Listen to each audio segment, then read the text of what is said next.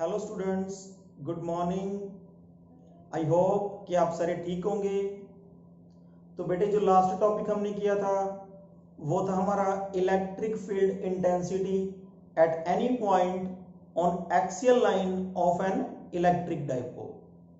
और आज जो हम टॉपिक कर रहे हैं वो है electric field intensity at any point on equatorial line of an electric dipole. तो इक्वेटोरियल लाइन कौन सी होती है? Equatorial line is that line which is perpendicular to the axis of dipole.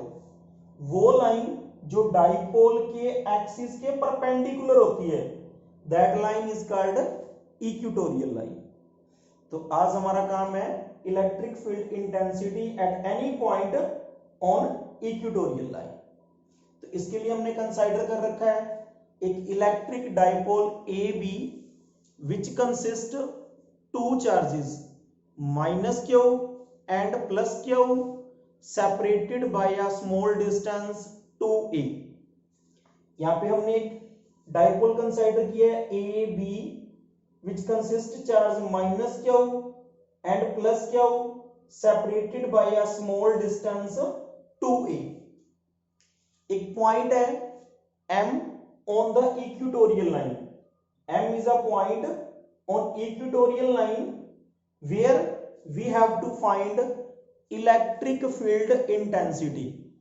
और वो M पॉइंट जो है वो डाइपोल के सेंटर से इस O पॉइंट से कितनी डिस्टेंस पे है? R डिस्टेंस पे। तो पहले हम फाइंड आउट करेंगे electric field intensity due to -q charge, फिर हम फाइंड आउट करेंगे electric field intensity due to +q charge, और फिर हम फाइंड आउट करेंगे टोटल इलेक्ट्रिक फील्ड इंटेंसिटी।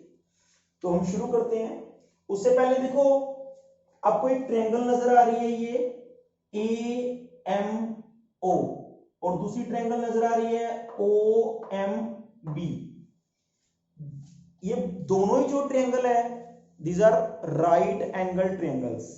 ये दोनों राइट एंगल ट्रायंगल्स हैं।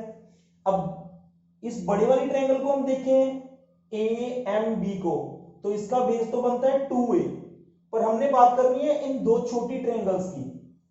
तो इस छोटी ट्रायंगल की बात करें तो इसका बेस बनता है a, इस छोटी ट्रायंगल की बात करें तो इसका बेस भी बनता है a।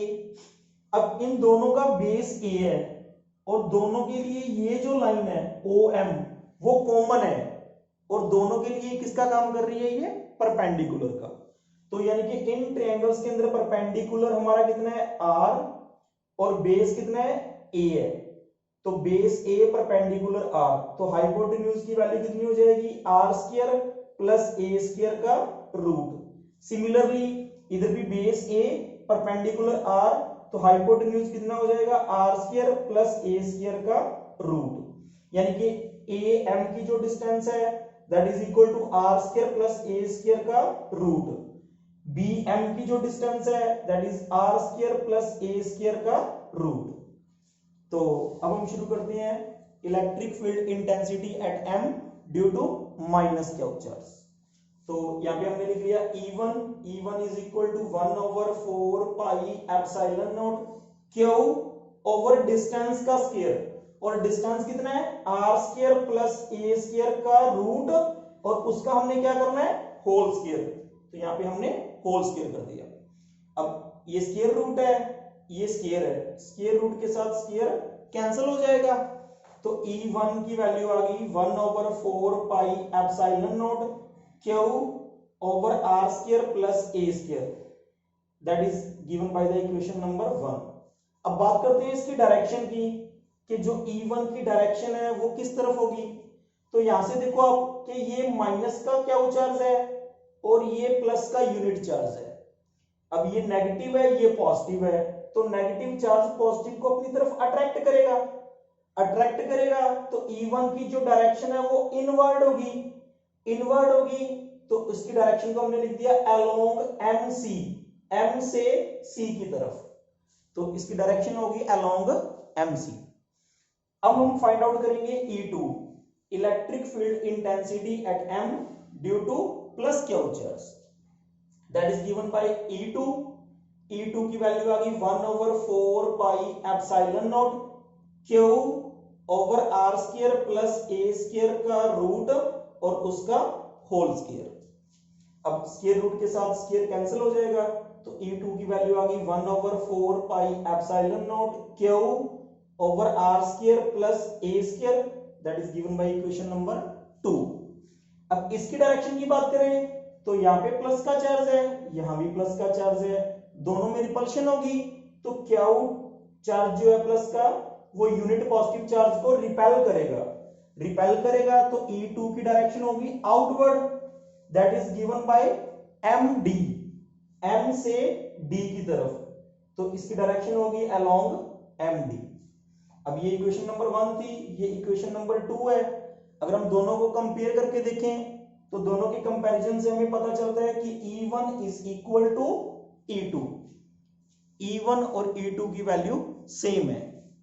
अब जब दो वेक्टर सेम डायरेक्शन में एक्ट कर रहे होते हैं तो हम सिंपली उनको ऐड कर देते हैं। अगर दो वेक्टर ऑपोजिट डायरेक्शन में एक्ट कर रहे होते हैं तो हम उनको सबट्रैक्ट कर देते हैं। बट यहाँ पे दो वेक्टर हैं, एक E1 है एक E2 है, और दोनों किसी एंगल पे एक्ट कर रहे हैं।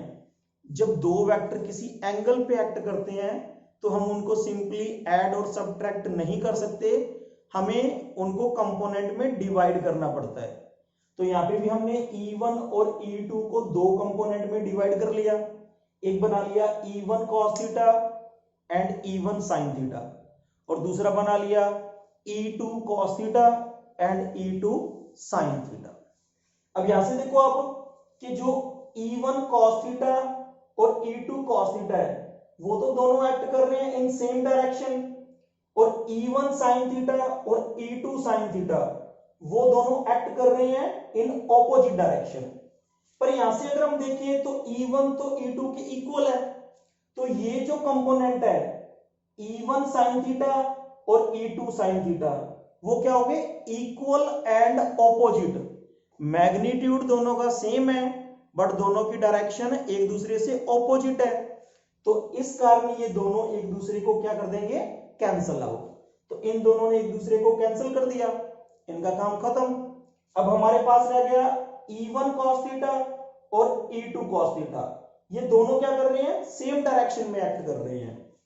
अब सेम डायरेक्शन में एक्ट कर रहे हैं तो यहां पे हमने क्या कर लिया, पैरेललोग्राम ड्रॉ कर लिया। ये पैरेललोग्राम ड्रॉ कर लिया हमने MCFD, और जो ये लाइन है MF that gives the diagonal of parallelogram, ये जो लाइन है MF वो हमें क्या दे रही है, इस पैरेललोग्राम का डायगोनल दे रही है। और पैरेललोग्राम का जो डायगोनल है उसके ऊपर दो इंटेंसिटी एक्ट कर रही है, एक E1 cos थीटा एक E2 cos थीटा, और दोनों सेम डायरेक्शन में है, सेम डायरेक्शन में है। अब दो इंटेंसिटी एक ही डायरेक्शन में, दो वेक्टर एक ही डायरेक्शन में जा रहे हैं तो हम सिंपली उनको ऐड कर देंगे। तो total electric field intensity at M is given by the equation E1 cos theta plus E2 cos theta। तो E1 cos theta plus E2 cos theta, but हमें पता है कि E1 is equal to तो E2 है, तो जहां पे हमने E1 लिखा है वहां पे E2 लिख सकते हैं, और जहां पे हमने E2 लिखा है वहां पे E1 भी लिख सकते हैं। तो हमने क्या कर दिया, that becomes equal to 2E1 cos theta। अब 2 को वैसे ही लिख लिया, E1 की वैल्यू पुट कर दी, E1 की वैल्यू ये पड़ी हमारे पास, यहां से E1 की वैल्यू हमने यहां पे पुट कर दी। इनटू में था cos थीटा। अब cos थीटा क्या होता है, you know very well, cos theta is equal to base upon hypotenuse. तो बेस की अगर हम बात करें तो इस ट्रायंगल से देखो हमारे पास बेस कितना है a, और हाइपोटेन्यूज की वैल्यू कितनी आ रही है, R square plus A square का रूट। तो यहाँ पे हमने cos थीटा की वैल्यू पुट कर दी a over R square plus A square का रूट। तो अब हमारे पास नेक्स्ट क्या बन गया, देखो 1/4 पाई एप्सिलॉन नॉट, 2 को मैंने लिख दिया a के साथ, that is 2a into Q. अब यहाँ पे देखो ये जो पावर थी ये 1 है और ये पावर है हमारे पास हाफ, तो टोटल पावर कितनी बन गई 1.5, दैट इज इक्वल टू 3/2। तो यहाँ पे हमने लिख दिया R square plus A square की पावर 3/2। अब आप लोगों को पता है Q into 2A that is equal to dipole moment, तो उसको हमने लिख दिया P। तो अब हमारे पास इक्वेशन बन गई E is equal to 1/4 pi epsilon not P over R square plus A square raise to power 3/2। अब हमारे पास फिर वो स्पेशल केस कि if length of dipole is very small, अगर डाइपोल की लेंथ बहुत ज्यादा छोटी हो जाए, अगर 2A is very very less than R, तो हम क्या कर देंगे देन नेग्लेक्ट A स्क्वायर। तो जो ये इक्वेशन आई है हमारे पास, इसमें से हम A स्क्वायर को नेग्लेक्ट कर देंगे। तो हमने यहां से क्या कर दिया A स्क्वायर को नेग्लेक्ट कर दिया, तो E की वैल्यू आ गई 1/4 pi epsilon not P over R square, और सारे की पावर कितनी है 3/2, क्योंकि यहां से 3/2 चल रहा है।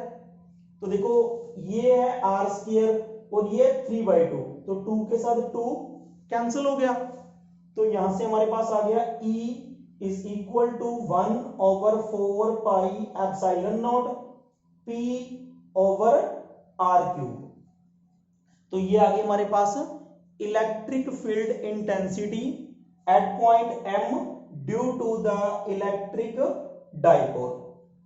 अब बात करेंगे इसके डायरेक्शन की, तो जो डायरेक्शन होती है डाइपोल की, the direction of dipole moment that is given by -q to +q। इसकी डायरेक्शन होती है माइनस की चार्ज से प्लस की चार्ज की तरफ। पर यहां पे अगर हम इसकी डायरेक्शन देखें तो इसकी डायरेक्शन कैसे चल रही है, q से नेगेटिव, प्लस के q से माइनस के q की तरफ, यानी कि डाइपोल मोमेंट से ऑपोजिट डायरेक्शन में चल रही है। डाइपोल मोमेंट की डायरेक्शन -q से +q की तरफ है, और जो हमारी रिजल्टेंट इंटेंसिटी आई है उसकी डायरेक्शन चल रही है हमारे पास +q से -q की तरफ। तो यहाँ पे डायरेक्शन क्या हो गई ऑपोजिट, तो जो हमारी रिजल्टेंट इंटेंसिटी है उसकी डायरेक्शन क्या होगी opposite to the direction of P। P means electric dipole moment. तो यहाँ पे जो रिजल्टेंट इंटेंसिटी आई है हमारे पास, उसकी जो डायरेक्शन है that is opposite to direction of dipole moment. तो ये भी काफी इंपॉर्टेंट टॉपिक है। आई होप कि आप लोगों को समझ में आ गया होगा। अगर इससे रिलेटेड आपका कोई भी क्वेश्चन हो तो आप मेरे से पूछ सकते हैं, और आपने अच्छी तरह इसको राइट कर लेना है और लर्न कर लेना है। Thank you.